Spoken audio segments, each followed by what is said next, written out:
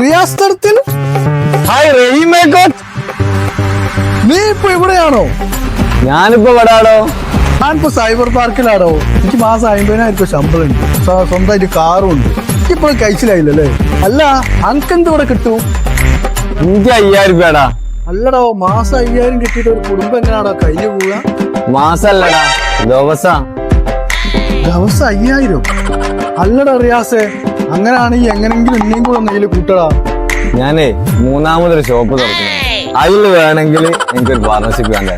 By, ഇതാവും तू manage करो.